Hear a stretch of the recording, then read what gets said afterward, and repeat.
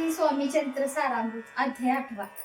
श्री गणेशाय नमः। जय जय जी सुखधामा, जय जय जी परब्रह्मा, जय जय भक्तजन विश्रामा, अनंत पेशा अनंता। राजे निजाम सरकार त्यांचे पदरी दप्तरदार राय बहादर शंकरराव नामक 6 लक्षांची जागीर त्याप्रती सकल सुखी अनुकूल असती। विपुल संपत्ती संतती काही कमती असेना। परिपूर्व कर्म आघात तया लागला ब्रह्मसंबंध। उपाय केले नानाविध परी बाधा न सोडी। संबंध बाधा म्हणून अचैन न पडे रात्रंदिन। गेले शरीर सुको न गोड न लागे अन्नपाणी। नावडे भोग विलास सुखोपभोग कैचा त्यास। निद्रा नयेची रात्रंदिवस चिंता नळे पोळले। केली कित्येक अनुष्ठाने तैशीचे ब्राह्मण संत पडले। बहुसाल दिले दाणे आरोग्य व्हावे म्हणून। विटले संसार सौख्यासी त्रासले या भवयात्रेसी। कृष्णवर्ण आला शरीराशी रात्रंदिन चैन नसे। कोणा लागी जावे शरण मजवरी कृपा करील कोण। सोडविल व्याधी पासून ऐसा कोण समर्थ।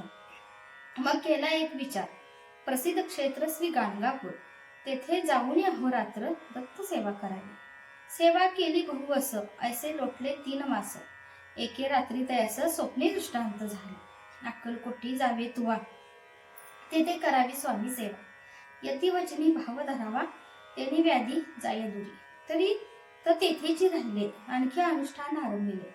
पुन्हा तयासी स्वप्न पडले अक्कलकोटी जावेत।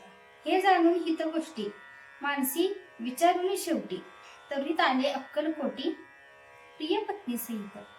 तया नगरीच्या नरनारी कामधंदा करिता घरी। स्वामी चरित्र परस्परी प्रेम भावे सांगते। कित्येक प्रातस्नाने करुनी पूजा द्रव्य घेऊनी।